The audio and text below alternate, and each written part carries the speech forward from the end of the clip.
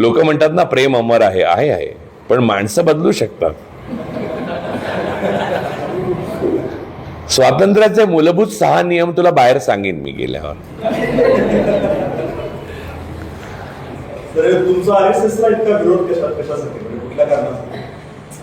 Sir मला असं वाटतं ते पांढरा शर्ट घालतात त्याच्यावर डाग पडू शकतो म्हणून.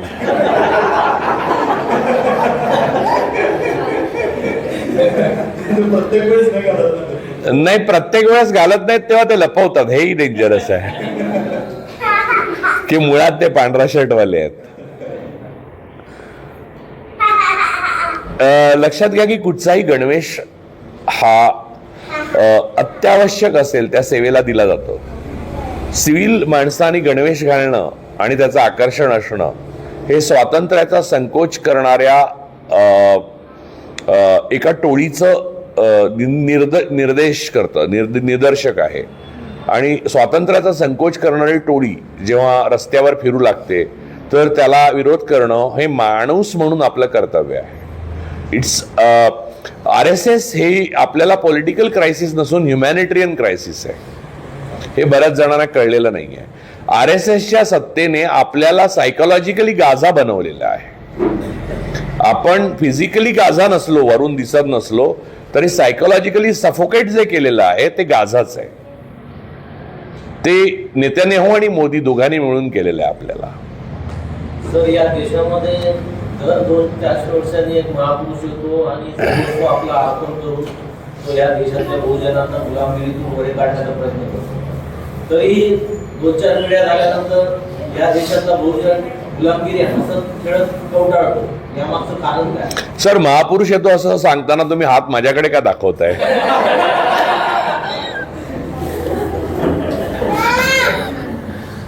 गुलामगिरी जाणं हे सुरक्षित आहे. एरिक फ्रॉमचं एक पुस्तक आहे, सर्वांनी वाचा, फिअर ऑफ फ्रीडम, स्वातंत्र्याचं भय. त्याचं आह साळुंखेने भाषांतर पण केलंय, डॉक्टर आह साळुंखे सरांनी. तर स्वातंत्र्याचं भय ही गोष्ट जी आहे ती कशात न येते की स्वातंत्र्य नसण्यामध्ये एक सुरक्षितता आहे. लोक संघात काय एवढे जातात? कारण झुंडीमध्ये सुरक्षित वाटतं, प्राण्यांचे कळप असतात आणि माणसांचा संघ असतो. एकटा असणं, स्वतंत्र, आजपासून तुमचे तुम्ही, तुम्हाला धर्म नाही, तुम्हाला जात नाही, तुम्हाला कोणतं बंधन नाही, तुम्हाला कायदा नाही, असं मी रस्त्यावर सोडून दिलं तर तुम्ही 15 मिनिटात वेडे व्हाल. म्हणजे तुम्ही नाही, इट्स अबाउट एनीबडी, माझ्याबद्दल सुद्धा. म्हणून नियम आहेत, डावीकडनं वाहन चालवावी वगैरे, असं बारक्या बारक्या गोष्टी. पण हे युटिलिटी पुरतं मर्यादित न राहता जीवनात जेव्हा प्रवेश करतं तेव्हा समस्या निर्माण होते. आणि माणसाला ती युटिलिटी पुरतं मर्यादित ठेवून जीवनात प्रवेश करून न देणं, यातली जी अत्यंत फिकट अशी रेषा आहे ती विसरायला पुन्हा पुन्हा होते. तो जो महापुरुष येतो तो जाणीव करून देतो त्या रेषेची, मग लोक परत त्या रेषेच्या पलीकडे जातात, परत तो जातो, ती रेषा परत फिकट होते, मग ते परत इकडे येतात, असं होत राहतं. ते एक प्रश्न असा होता की काँग्रेसचं ज्या वेळेला शासन त्यांनी काही भोकं सिस्टमला पाडून आणि तीच भोकं भाजपने हात घालून मोडली. एक एक्झाम्पल सांगायचं झालं तर PMLA कायदा चिदंबरमचा याच्यामध्ये तर नक्कीच. मग ह्या दोन्ही याच्यामध्ये नेमका फरक काय? सर, काँग्रेस ही RSS सारखी एका चालकांवरती अशी संघटना नाही आहे. काँग्रेसमध्ये पण एक RSS आहे. RSS ही अशी गोष्ट आहे जी व्हायरस सारखी आहे. RSS मैदानात असते ती फक्त 0.01%, बाकी ती मनात असते. त्यामुळे काँग्रेसने भोकं पाडली असं म्हणता तेव्हा काँग्रेसमधल्या RSSच्या लोकांनी पाडली असं म्हणा. त्यामुळे खूप कॉम्प्लिकेटेड आहे. काँग्रेस ही तुमच्या जीवनावर किंवा जीवनशैलीवर आक्रमण करू पाहणारी संघटना नाही आहे. त्यांचं उद्दिष्ट फक्त स्टेट चालवणं आणि स्टेटचं वेलफेअर स्टेट करणं किंवा न करणं किंवा भ्रष्टाचार करणं एवढंच आहे. तुम्ही काय खावं, तुम्ही काय प्यावं, कोणाशी लग्न करावं, कोणाशी लग्न करू नये काँग्रेस सांगत नाही, पण ते RSS सांगते. त्यातले काही लोक काँग्रेसमध्ये जे आलेले आहेत ते त्यासाठी छोटी भोकं करून ठेवतात, ज्याची नंतर RSSची सत्ता जी आत्ता आली तेव्हा ती भोकं मोठी. आता आपण बघतोय की मागच्या 12 वर्षापासून जे सोशल मीडियाचा वापर झाला आणि सांगतात ते म्हणजे मोठे लोक की बाबा आमच्याकडे 62 लाख ग्रुप आहे त्याच्याद्वारे, तर हे सगळं मोठे लोक म्हणजे अमित शहा म्हणताय तुम्ही. ते नाव घेणं काय झालं? नाव घेणं का ते आपली बायको आहे की काय ती? म्हणजे आता कसं आहे की आपण बोलू शकत नाही. बोलू शकतो. अमित शहा अमित शहा अमित शहा म्हणा. तर ते म्हणजे सांगतात बेशरमपणाने किंवा उघडपणाने की आमच्याकडे व्हॉट्सअप ग्रुप आहेत 62 लाख आणि त्याच्याद्वारे आम्ही केलं. तर मग हे बाकीचे लोक म्हणजे समजा काँग्रेसात कोणी पक्ष असेल मग ते गाफील राहील का की त्यांनी असं IT सेल का नाही निर्माण केलं की ज्याच्यातून समाजामध्ये सलोखा किंवा चांगले गोष्टी विचारायचे आणि हे यांच्याकडून जे सतत वीज पेरणी होते त्याला काउंटर करण्यासाठी यांनी यंत्रणा उभी करण्यात कमी पडले का?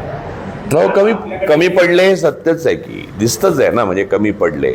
पण याचं कारण असं की त्यांच्यामध्ये द्वंद्व आहे, त्यांना सराव नाही आहे. बघा आता मी मगाशी सांगितलं या सरांच्या उत्तराच्या दाखल की काँग्रेस ही संघटना is not meant for that purpose.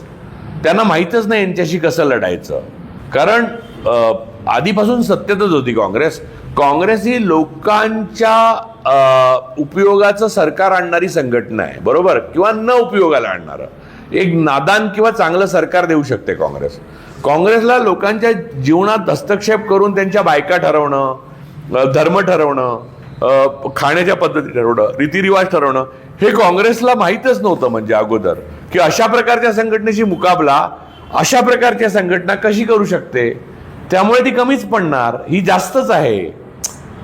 तुमच्या जीवनाला सर्वव्यापी करून सर्वव्यापी स्पर्श करून तुम्हाला गुलाम बनवून पाहणाऱ्या एका संघटनेचा मुकाबला जर एका फक्त सरकार आणणाऱ्या संघटनेशी झाला तर त्या सरकार आणणाऱ्या संघटनेला कळणारच नाही की आता याचं उरलेल्या गोष्टींचं कसं करायचं. म्हणजे त्यामुळे त्यांचा मुकाबला हा विषमच राहणार ना.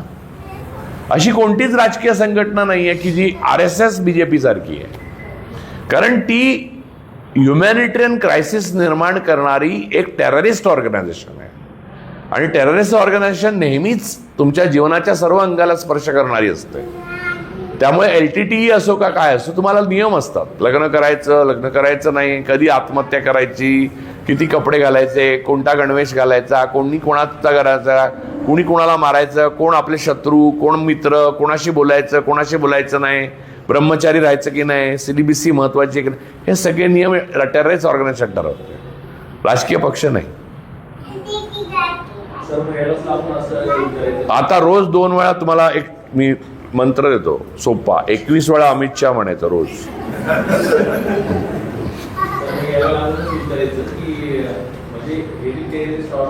एवढे नियम आपल्या जीवनात घालू पाहतात पर्सनल लाईफ, तर मग ते आपले इतके वर्ष का ऍक्सेप्ट नाही केलं लोकांनी, आता काय ऍक्सेप्ट करतात? सत्ता त्यांच्याकडे आल्यामुळे ऍक्सेप्ट करावे लागतात. लोकांना आनंद होतो याच्यातला भाग नाहीये. काही लोक चाटुकार आहेत. आपले लोक फ्रीडम फाईट कधी करणार? फ्रीडम असलेले लोक त्याच्यात आवडत नव्हते. आजही मतदान चोर करूनही 63% त्यांच्या विरोधात आहेत, लक्षात घ्या. त्यामुळे आवडत नाहीच आहे लोकांना. पण 90% लोक जे आवडत नाही त्यातले ते आपल्या दैनंदिन आयुष्यावर आक्रमण यांचं होऊ नये म्हणून घाबरून करत नाहीत, एक. किंवा उरलेले 10% लोक चाटुकार बनून आत्ता आत करायला मिळतात ना पैसे आणि पावर, ती करून घ्या म्हणून करतायत. अन्यथा यांना पाठिंबा असलेले तेवढेच आहेत जेवढे अगोदर होते. ते खरे लक्षात येईल जेव्हा सत्ता जाईल तेव्हा. उद्या माझी जर सत्ता येते, म्हणजे माझी म्हणजे ही कल्पना घ्या, माझी म्हणजे मी राजू परोळेकर असं जर, तर माझ्या नावाची चालिसा निघू शकते. तिथे खादीवर लगेच गांधीजींच्या बाजूला मोदींचा फोटो जाऊन माझा लागणार. ही जी भारतीय परंपरा आहे ती जर्मन क्लासेसच्या रूपाने मी तुम्हाला सांगितली नाही का मगाशी. हिटलरला नव्हता एवढा आत्मविश्वास, पुण्याला होता जर्मनचा. सर हे काँग्रेसने जे मेजर राजकारण सगळीच माणसं एक सेकंड सगळ्या माणसांनी बोलावं अशी माझी अपेक्षा आहे.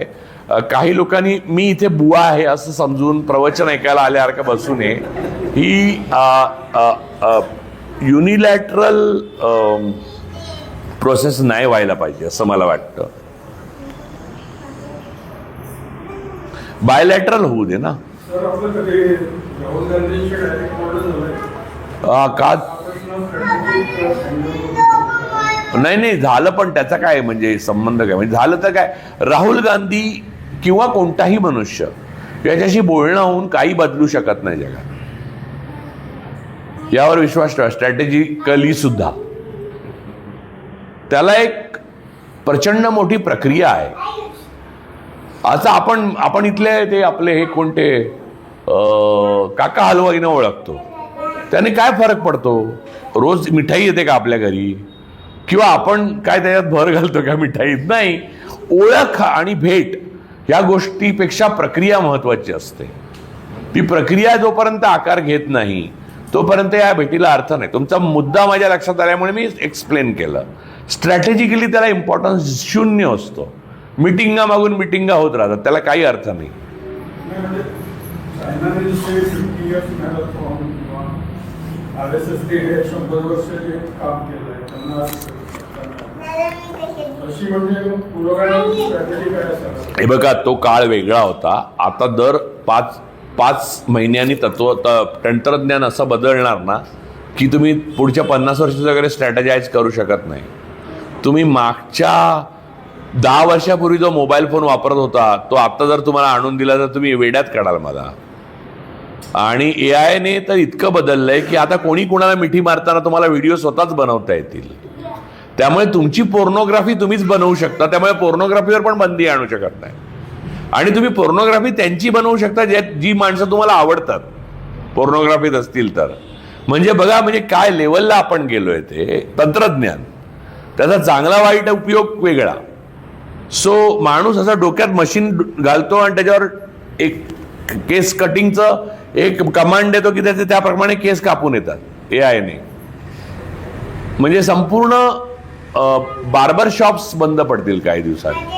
तर या लेवलला सगळ्या रोज बदलणार. आणि हे पुढे जाऊन न्यूरो ट्रान्समीटर येणार. मग डोक्यात तो हे टाकला की तुम्ही अपंग असाल तरी बोलू शकणार. म्हणजे सगळं इतक्या गोष्टी बदलणार की पुढच्या 50 वर्षाची कसे आहे रोडमॅप बनवू शकता. तंत्रज्ञान एवढ्या वेगात बदलत नव्हतं या अगोदर. 100 वर्षांनी एक बदललं, मग 10-50 वर्षांनी बदलू लागलं, मग 10 वर्षांनी, मग 1 वर्षांनी, आता तर 1 मिनिटाला बदलतंय. म्हणजे आता तैवानमध्ये एक सिरम आलंय, ते 20 दिवस डोक्यावर टाकलं की दाट केस येतात. ते आता येईल मार्केटमध्ये. संपलं सगळं. आपले ते जे टाचण्या लावून करतात ना इथे काय ते फोटो, ते पुण्यामध्ये ते बंद. संपलं ते संपलं. रोज औषध लावायचं तेही संपलं. गोळ्या खा संपलं. एक सिरम 20 दिवस लावायचं, संपला मुद्दा. तरी डिस्टर्ब करतो हे सिरम नक्की सांगा. नाही, सिरम नाही आलंय अजून. आलं की मी तुम्हाला पहिले फोन करून सांगतो. पण ते वाटेवर आहे बरं का. ते वाटेवर आहे. तुम्हाला सांगतो जास्तीत जास्त 1 वर्षात येईल. त्यामुळे तुम्हाला वापर त्याचा नक्की होईल. मुळामध्ये केसांचं तुम्ही करणार काय हा खरा प्रश्न आहे. तुम्ही केसांचे 2च उपयोग आहेत. एक, तिरुपतीला जाऊन तुम्ही देऊ शकता. दुसरा, तुम्ही नाक्यावर उभे राहू शकता. त्यांना म्हटलंय ना बाहेर गेलो. नाही, मी तुम्हाला सांगतो. मी तुम्हाला देतो ना, पाठवतो मी तुम्हाला. तुम्ही तुमचा नंबर द्या, मी पाठवतो. आलंच आहे. पण म्हणजे आता तुमच्या तुम्हाला सांगतो त्यातला प्रॉफिट त्यांना हवा आहे. तुमच्या घरपर्यंत येणार ते. टक्कल असलेली माणसं हेरून आपोआप AIच्या मार्फत ते तुमच्या घरी येणार. त्याचं पत्रक की हे पैसे द्या, हे घेऊन जा. तुम्हाला काय वाटत तुम्ही त्यांना नाही शोधत आहे, ते तुम्हाला शोधतायत. उलट आहे. हा तुमच्या लक्षात नाही आली अजून गोष्ट. तो आपण हे बोललो ना, तुमचा मोबाईल बघा, त्याच्यावर त्या सिरम बद्दल माहिती आलेली असणार. आत्ता मला असं विचारायचं की आता अमित शहा बोललो म्हणून येणार नाही. अमित शहा हे लक्षात मला हे विचारायचं होतं. 2012चं जे लोकपाल आंदोलन होतं, रागवू नका तुम्ही माझ्या. त्याच्याबद्दल काही रिग्रेट्स आहेत का तुमच्या मनात? 2012 लोकपाल आंदोलन त्याच्याबद्दल नाही त्याच्याबद्दल मीच तर पहिले बोललो होतो ते फ्रॉड आहे म्हणून. ते RSS सपोर्टेड आंदोलन होतं आणि त्याच्याबद्दल मला श्री रविशंकरनी स्वतः सांगितलेलं. एनिवे तो आता मुद्दा संपला. तो माझ्या पेजवर, माझ्या यूट्यूबवर आणि सगळीकडे पसरलेला आहे. मी तर त्याच्यावर जेवढं माझ्याकडनं आहे ते 2011 ऑक्टोबरमध्ये लिहिलेले माझे ब्लॉग्स आहेत की त्याच्यावर की हे फेक आहे म्हणून. आणि यांच्या सगळ्या अरुण जेटलींनी त्याचं आणि अजित डोवालनी शिल्पकला का केले आणि विवेकानंद फाउंडेशन आणि परिवर्तनमधनं पैसे आले. हे मी तेव्हाच सांगितलेलं, तेव्हा लिहिलंय मी. नाही, लिहिणं वेगळं, आता खूप पश्चाताप होणं वेगळं. नाही, कोणाला पश्चाताप होणार? मला का? मी लिहिलं म्हणून? नाही नाही नाही नाही, एका काळी तुम्ही त्यांच्याबरोबर होता. मी त्यांच्याबरोबर नव्हतो. मी हेच ऐका, आता परत हे सांगतो. मी लिहिलं याचं कारणच मी त्यांच्याबरोबर नव्हतो. मला अण्णांनी बोलवलं. अण्णांच्या मी अनेक मुलाखती घेतलेल्या त्याच्या अगोदर. अण्णांनी मला बोलवलं आणि सांगितलं हे लोक असं असं करतायत, मला असं असं छळतायत, मला कोअर कमिटी बनवायची आहे, नवीन जुनी भंग करायची आहे आणि मला हे लिहून पाहिजे असं चांगलं इंग्रजीत. तर मी दिलं. तो ब्लॉग चढवला त्यांनी, अण्णांचा ब्लॉग म्हणून, अण्णा सेज. तो देशभर. मग अण्णा मौनात गेले. मौनात गेल्यावर अण्णाने सांगितलं जे काय आहे ते त्याला विचारा म्हणून. मग माझ्याकडे आलेलो. तर नचाण असं की अण्णा माझ्याशी बोलायचे मौनात असताना पण. तर एकदा रवी आंबेकर कॅमेरा घेऊन माझ्याकडे आला. आपला रवी आंबेकर, मॅक्स महाराष्ट्र आता करत होतो. रवी आंबेकर आला तर माझी मुलगी छोटी होती, आतून धावत आली फोन घेऊन, बाबा अण्णा बोलतायत. रवी म्हणतो बोलतं वाटतं अण्णा, कारण आपल्याला आपल्या माणसाच्या खोड्या माहिती ना सगळ्या. तर त्यामुळे काय व्हायचं की सगळं मला बोलायला लागायचं. तर मी सांगितलं कोअर कमिटीचा भंग करतात अण्णा, अण्णा हे करतात ते करतात. तर अण्णाला या लोकांनी घेऊन गेले, केजरीवाल वगैरे. आणि 30 ऑक्टोबरला पत्रकार परिषद अण्णाने सांगितलं राजू झूठ बोल रहा है, वो हवा में बात करता है, मुझे नहीं मालूम. तेव्हा मी अण्णाच्या हाताने लिहिलेलं पत्र घेतलेलं, खाली सही केली, ते टाकलंय माझ्या ब्लॉगवर आहे. आणि तेव्हा मी सांगितलं की हे आंदोलन जे आहे ते अण्णा हे करतायत, सगळं हँडल करतायत, ते सगळं RSS साठी करतायत. आणि अरुण जेटली आणि डोवाल त्याचे शिल्पकार आहेत, विवेकानंद फाउंडेशनमध्ये फक्त आहे सगळं. हे मी तेव्हाच लिहिलं. त्यामुळे मला पश्चाताप होण्याचा, मी ब्रॅटिस्लावाला होतो स्लोवाकियामध्ये, माझ्या कालच्या ह्याच्यात बोललो ना मी फिरत असतो तसा फिरत होतो. तिथे अण्णाचा फोन आला हळू, हे मी आलो हा परत. हा सर, मुलाखत आणि अण्णा या विषयात धरून तुम्ही आता 3,500+ तुमचे संवादचे एपिसोड झाले होते. तर तुम्ही ऑब्व्हियसली ते त्यांची माहिती वगैरे सगळं तो रिसर्च होता, पण लोकांशी मैत्री कशी करायची? काय सगळे वेगवेगळ्या विचारांचे होते आणि मग त्यांना बोलतं करणं होतं. तुला मी सांगतो की अशी काय मैत्री तिथे होत नाही. काल्पनिक मैत्री मिळतात माणसाला आयुष्यात, 2-3च. कळलं? आपण मित्र म्हणतो त्याचा अर्थ ॲक्वेंटन्स असतो. ॲक्वेंटन्स हा इंग्रजीतला चांगला शब्द आहे. म्हणजे माझं त्यांच्याशी स्नेह आहे, मला ते परिचित आहे असंच म्हणावं. माझा तो मित्र आहे. 100 वेळा भेटल्याने किंवा 10 वर्ष ओळख असल्याने कोणी मित्र होत नाही. मित्र ही संकल्पना खूप व्यापक आणि खूप डीप आहे. सूर्याला मित्र म्हणतो आपण. त्यामुळे मित्र हा बहुउपयोगी आणि जेव्हा तुम्हाला गरज असेल तेव्हा प्रकाश दाखवणारा असतो आणि जेव्हा झोप येते तेव्हा अंधार करणारा. असं सोपं नाही आहे मित्र असणं किंवा मैत्रीण असणं. मित्र म्हणजे मित्र, माणसाला मित्र असायला पाहिजे ना, मैत्रीण पण. एकटं राहण्याची सवय, एकटं राहण्याची म्हणजे एका खोलीत एकटं नाही, एकटं म्हणजे गर्दीत असतानाही एकटं राहण्याची सवय ही माणसाला स्वतंत्र करते.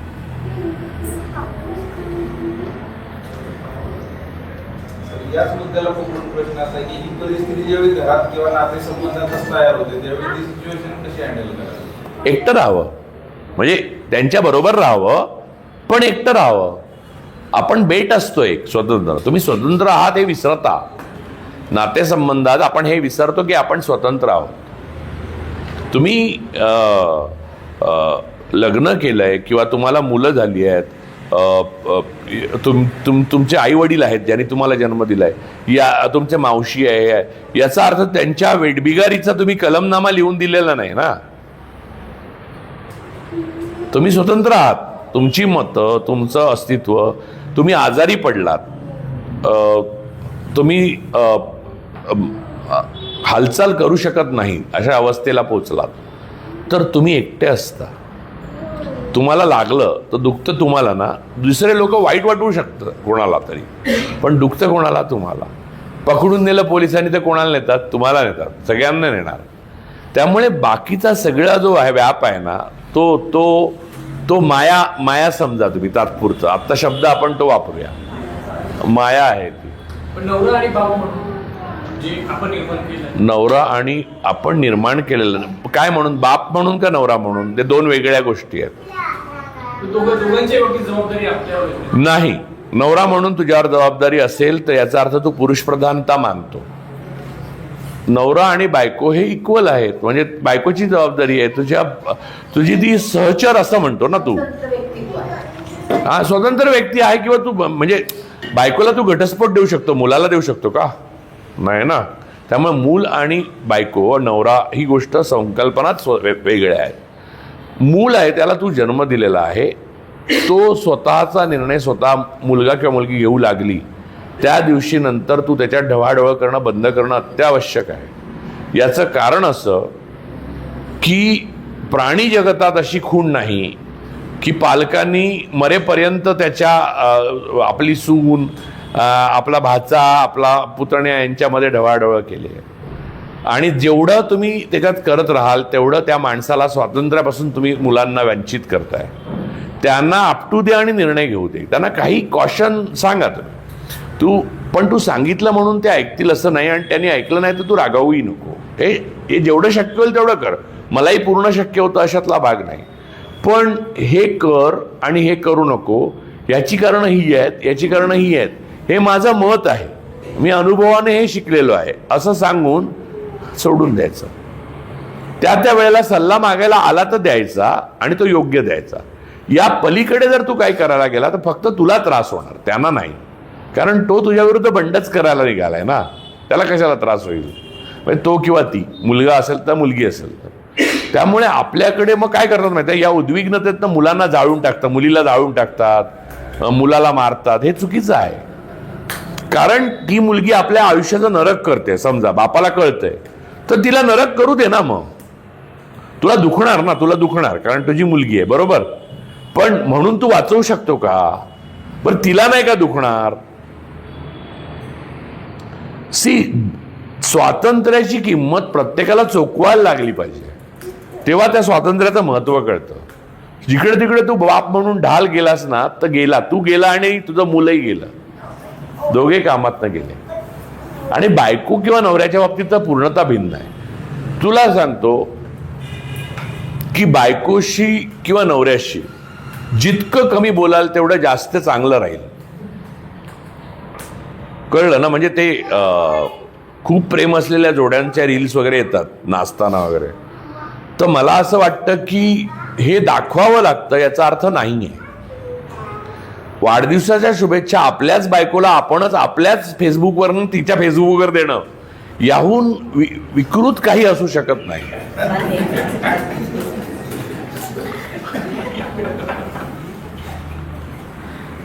आणि आपले पर्सनल फोटो शक्य तेव्हावर जाहीर टाकणं टाळावं.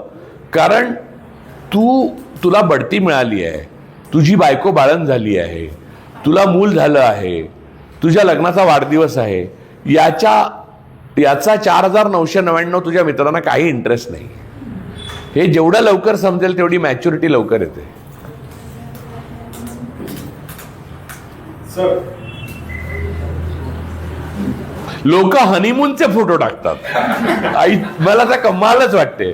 हनीमूनला स्वित्झर्लंड, आता हे बघतो आहे ते. अरे काय म्हणजे मला काय कळत नाही की म्हणजे इथून जर शिकवायला लागत असेल तर मला असं वाटतं की अनेक प्रकारचे क्लासेस आहेत ज्याच्यामध्ये आपल्याला खूप पैसे मिळू शकतात.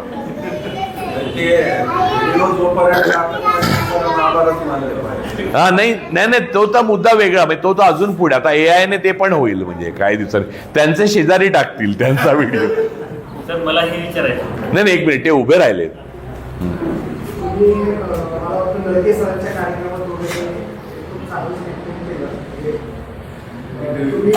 लोकांना जबरदस्तीने स्वतंत्र नाही करू शकत, जबरदस्तीने तुम्ही पारतंत्र्य फेकू शकता.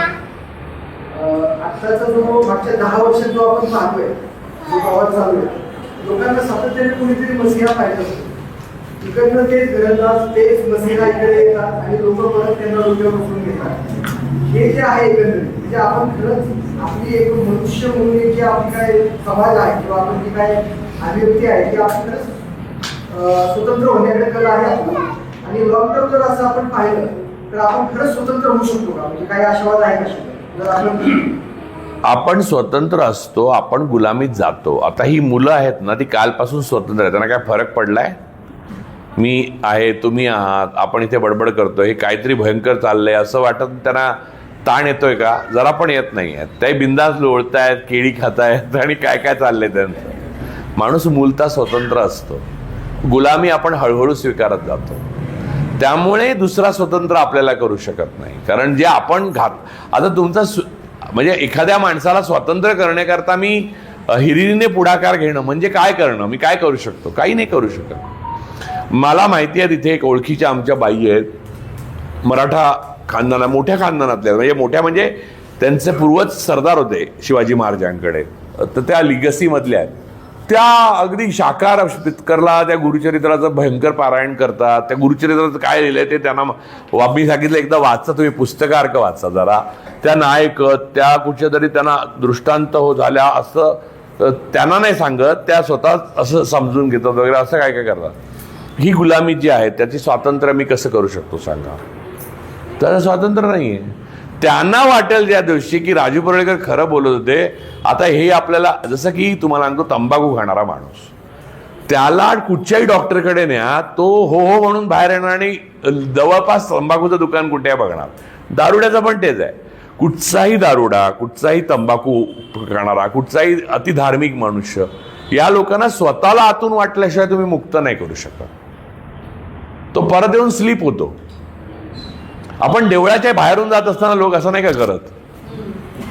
ही OCD आहे, ऑब्सेसिव्ह कंपल्सिव्ह डिसऑर्डर, मंत्रचळ म्हणतात त्याला काही वेळा. तर OCD हा जो रोग आहे तो गुलामीचं लक्षण आहे. आता ही मुलगी देवळासमोरून जाताना असं असं करेल? नाही करणार. ती देवळ पण उचलून काढायला बघेल तिकडचा, बरोबर की नाही? ती स्वतंत्र आहे. ती हळूहळू परत पारतंत्र्यात जाणार.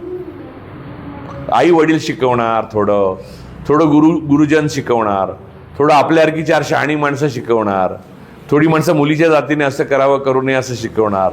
असं करत करत करत करत करत करत तुमच्या माझ्या आवडीत तेव्हा होणार, तेव्हा ती एक वेगळीच व्यक्ती असणार, जी ती नसणार जी ती आत्ता आहे.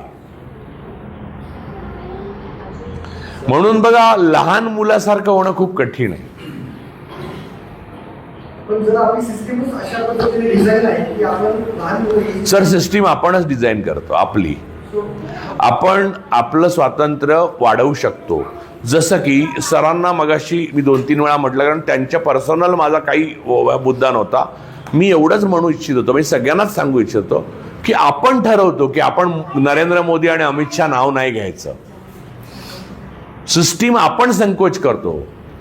त्यांनी अजून तुम्हाला अटक केली आहे का नाव घेतलं म्हणून? नाही ना. तोपर्यंत घ्या ना नाव. म्हणजे तुम्हाला सिस्टीमने संकोच करायच्या आत अमक्या डमक्याला पकडलं, अमक्या डमक्या असं तुम्ही ऐकता आणि लगेच तुम्हीच बंद करून टाकता. Self censorship is the worst censorship.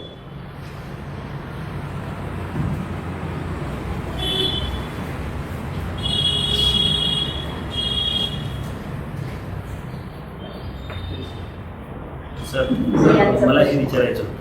Sir related विचारायचं होतं. तुम्ही म्हणता स्वातंत्र्य नाही करायला लोकांना, गुलामी करता येतं. तर मग जे गांधीजी वगैरे लोक त्यांनी गुलामी मानसिकतेतनं काढलंच ना आपल्याला? नाही सर, गांधीजींनी गुलामी मानसिकतेतून नाही काढलं. लोकांना कंटाळा आला की आपण गुलाम आहोत याचा. त्यांना मानसिकतेतनं बाहेर यायचं होतं, त्यांना गांधीजी भेटले. गांधीजी जेव्हा देशभर फिरले तेव्हा अशा लोकांना भेटले ज्यांना गुलामीतनं बाहेर यायचं होतं. लोकांच्या इच्छेशिवाय गांधीजी गुलामीतनं कधीही बाहेर काढू शकत नाही. हा, मग ते भेटतात ना आपल्याला. आपण इथे का बसलोय? त्याचसाठी बसलोय. तेच ते भेटतात आणि ते येतात बाहेर नंतर. आज मला असं वाटतं की काल आणि आज नंतर आपापल्या घरी आपण जाऊ, तेव्हा मी बदललेला असेल आणि तुम्ही बदललेले असाल. तुम्ही ज्या अगोदर गोष्टी करत होता किंवा मी ज्या अगोदर गोष्टी करत होतो त्या करताना 10 वेळा विचार करू आपण की नाही ते असं म्हणलं ते, हे सर असं म्हणले होते, हे सर असं म्हणले ते, या मॅडम असं म्हणलं, त्या मुलगी अशी म्हणाली होती, ही अशी खेळत होती. हे सगळं माझ्या डोक्याचा चित्रित झालेलं आहे. त्याचा माझ्या व्यक्तिमत्वावर परिणाम होणारच ना. जसं मी काही बडबड केली त्याचा तुमच्या व्यक्तिमत्वावर काहीतरी परिणाम होणारच ना. सबकॉन्शियस लेवलला तुमच्या गेलंय ते. आता हे इंजेक्शन आहे ना ते तुम्हाला डायरेक्ट नाही मिळालंय, आतमध्ये गेलंय ते. लस आहे ती, लस तुम्हाला अनेक गोष्टीपासून प्रोटेक्ट करणार ती. मला हे विचारायचं पण त्याचा अर्थ असं होतो की गुलामीचं काढता येतं. नाही, त्याच्यानंतरची प्रोसेस सुरू होते की तुम्हाला पडायचं आहे बाहेर का नाही. त्याची कारणं 3 असतात. एक, तुम्हाला फायदा आहे गुलामीचा तर तुम्ही पडत नाही. 2, गुलामीत तुम्हाला सुरक्षित वाटतं तर तुम्ही पडत नाही. ती 2. 3, तुमच्या कुटुंबियांनी तुम्हाला सांगितलं की गुलामीत राहा नाही तर आमच्यावर राहू नको तर तुम्ही गुलामीत राहता. ह्या 3 गोष्टी जर नंतर त्याग केला तर त्या सबकॉन्शियसच्या व्हॅक्सिनचा उपयोग होतो, नाही तर होत नाही. म्हणजे ते स्वतःच करावं लागतं शेवटी. आपण लोकांनी तर असुरक्षितता असून पण म्हणजे सरकारच्या विरुद्ध गेले. कोण नाही, जे सरकारच्या विरोधात जातात ते असुरक्षितता जुगारतात. ते आपल्या असुरक्षिततेचं कुंपण अधिक विस्तीर्ण करतात. त्यांना असुरक्षिततेत सुरक्षितता निर्माण करतात ते. जो मनुष्य आनंदी राहू शकतो जेलमध्ये सुद्धा किंवा बाहेर सुद्धा. आनंद तेलतुंबडे जेलमधनं बाहेर आल्यावर त्यांना प्रश्न विचारला की कसं वाटतं, ते म्हणले मोठ्या जेलमध्ये आल्यासारखं वाटतं.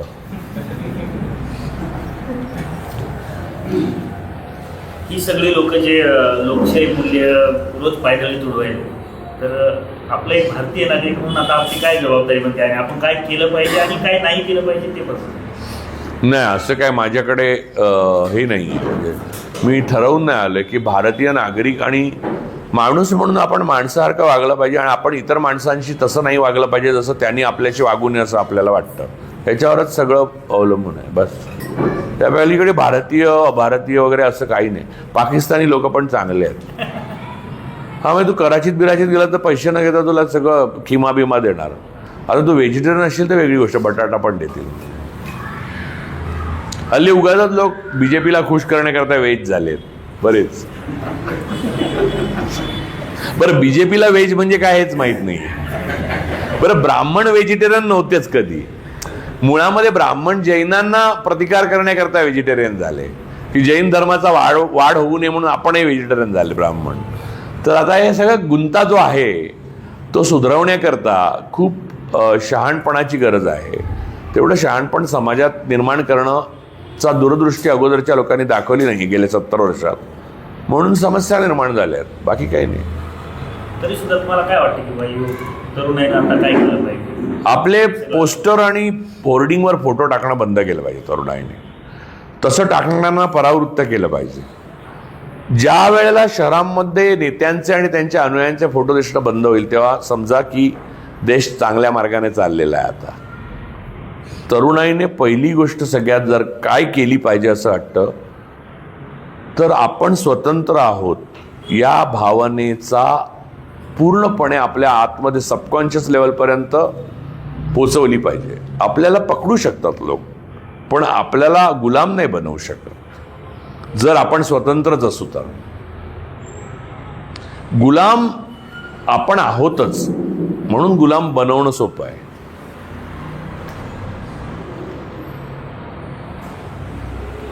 कोणी सांगितलं जेल म्हणजे गुलामी? जेलमध्ये पण भत्ता मिळतो की? कमी मिळत असेल. सावरकर सोडले तर कोणाचंही वजन कैद्याचं बाहेर आल्यावर वाढलेलं नव्हतं. फक्त सावरकरांचं वजन जेलमधनं बाहेर आल्यावर वाढलं होतं. म्हणजे ॲक्च्युली जेलमध्ये कमी मिळतो भत्ता म्हणून बारीक होतं माणूस.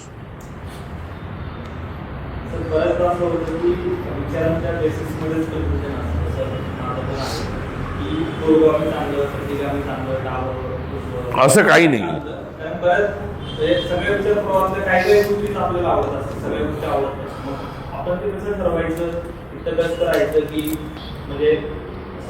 असं काय ठरवायचं बिरवायचं काही नाही. मानवतेच्या बाजूचं जे आहे ते स्वीकारायचं, मानवतेच्या विरुद्ध आहे ते नाकारायचं.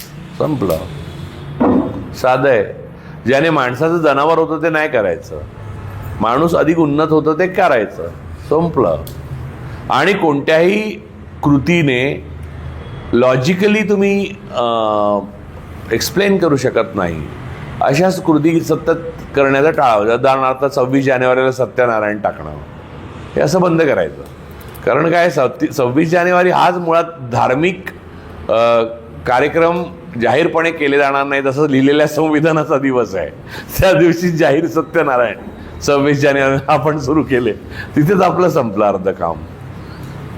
सर सावरकरांनी राजकीय महत्वाकांक्षेपोटी वेळोवेळी त्यांची मतं बदललीत असं आपल्याला वाटतं. आपण व्यक्तीवर बोलूया नको, कारण आज जर आपण सावरकरावर बोललो आत्ता मी भरपूर बोलू शकतो.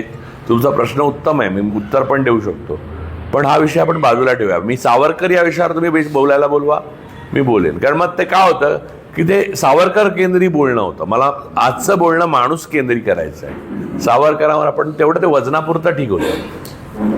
टेररिझम प्रश्न आहे आतंकवादावर. थांब, त्या मुलीला बोलायचं यार. एक महिलांना जरा कुठे बोलतायत तर बोलू दे ना. मला ऐकू येत नाही. इग्नोरन्स इज ब्लिस ही जी कोट आहे त्याच्यावर तुमचं काय मत आहे आणि ते जर कोण फॉलो करत असेल तर अँझायटी कमी होते. अँझायटी कमी होते इग्नोरन्समुळे. महात्मा गांधींना एक वर्षांनी कळलं आई गेल्याचं, तेव्हा त्यांना दुःख आलं. 1 वर्ष त्यांच्या दृष्टीने आई होती. तसं इग्नोरन्स इज ब्लिस. पण तुम्ही लक्षात घ्या की इग्नोरन्स हा लार्जर प्रॉब्लेम करतो. तुम्ही अज्ञानामध्ये म्हणजे बऱ्याच जणांना माहितीच नसतं भोवती काय चाललंय, काय प्रॉब्लेम आहे, काय अलग गेल्या 12 वर्ष, असं खूप लोक तुम्हाला विचारतील. तर त्यांना माहीत नाही आहे. पण माहीत नसणं याचा अर्थ समस्या तुमच्यापर्यंत दरवाजावर ठोठावायला येत नाही. तो म्हणून म्हणजे जोपर्यंत दुसऱ्याच्या दरवाजावर समस्या दार ठोठावते तोपर्यंत ती समजून घेणं जास्त चांगलं ना. इग्नोरन्समध्ये त्याच्या दरवाजावर ठोठावते ना, मला काय फरक पडतो असा जो इग्नोरन्स आहे म्हणजे माझ्यापर्यंत येणार नाही असं, ते डेंजरस आहे. त्यामुळे इग्नोरन्स हे ब्लिस नाही. अँझायटी एक वेळ स्वीकारावी पण इग्नोरन्स नाही.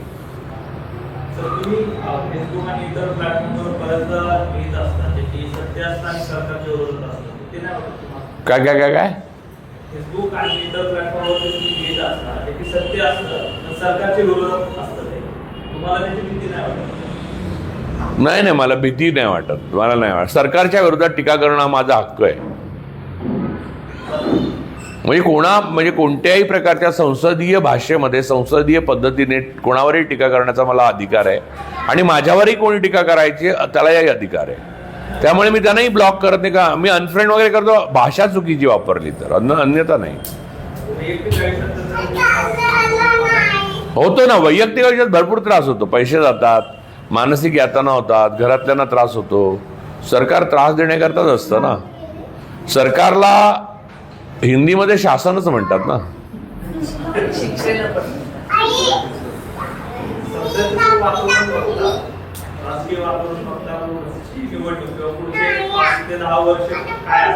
काही नाही सांगू शकत. मी तेच सांगितलं मगाशी पण तेच बोललो. पुढच्या 2, 8 दिवस 15 दिवस नवीन शोध लागणं, तर टेक्नॉलॉजी बदलणं, ती अडॉप्ट कोण करतं, कोणाच्या हातात काय जातं, आंतरराष्ट्रीय परिस्थिती कशी बदलते आपल्या हातात नाही. 5 वर्ष खूप दूरची गोष्ट आली. मला 5 महिन्यानंतरचं सांगता नाही येणार. हे सरकार जाणार पण केंद्रातलं हे निश्चित सांगू शकतो मी. 2029 जात नसले नाही, 2029 पर्यंत राहणार नाही सरकार, त्याच्या अगोदरच जाणार. सर विचारायचं तुम्हाला फॅक्ट सांगतो की बाबा हे सरकार भांडवलशाहीसाठी काम करतं. असं नाही की आपण भांडवलशाही असा शब्द वापरला की लोकांच्या डोक्यात काहीतरी येतं. हे सरकार श्रीमंतांसाठी काम करतं असं म्हणून. उद्योगपतीसाठी काम करते. त्याचे दाखले देतो आपण मित्रांना, नातेवाईकांना, तर त्यांच्या डोक्यातच घुसत नाही. जसं सांगितलं 12.5 लाख कोटी मागणी किंवा अग्निवीर योजना आणली तर त्याच्यात 2 जणांचं काही नाही.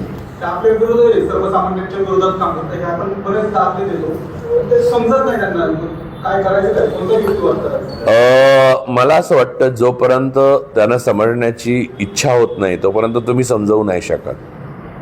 त्यांना त्या गुलामीतनं तुम्ही बाहेर काढू, तुम्ही जबरदस्तीने स्वतंत्र करताय ना परत त्यांना, ते नाही होणार.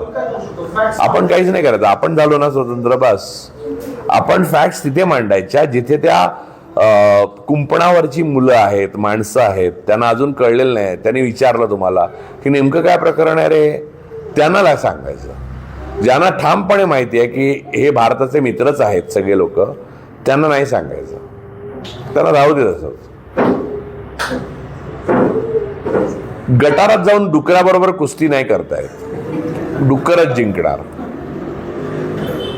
माझा एक प्रश्न असा होता सर, की शहरात पूर्ण जगभरात कुठे टॉयलेटची व्यवस्था चांगली होती? सगळीकडे, भारतात सोडून.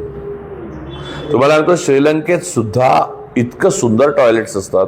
एवढंच नव्हे तर रस्त्यावर कुठेही माणसं शी शू करताना दिसत नाही. श्रीलंकेसारख्या सर्वात वर्स्ट जर कुठे असेल तर बांगलादेश, त्याखालोखाल भारत, मग पाकिस्तान. आपण एकच आहोत ना देश मूळचे. अखंड हिंदुस्थान, जो अखंड भारत, तो अखंड घाण भारत असं करायचं आहे. तो मानसी सारखीच आहे. आणि कसं आहे माहिती आहे ना, गांधीजींना जे कळलं तेव्हा ते मला कधी कधी आश्चर्य वाटतं. त्यांनी इतकं अचूक कसं ओळखलं की आपला मूलभूत प्रश्न स्वच्छतेचा आहे, तो अजून सुटलेला नाहीये. तर बाकी कुठचे प्रश्न सोडा. म्हणजे गांधीजींचा प्रभाव पडल्यामुळे लोक स्वतंत्र झाले असं काही नाही. लोक जर गांधींचा प्रभाव पडला असता तर स्वच्छता पहिले झाली असती. तीच झाली नाही तर बाकी होणंच शक्य नाही.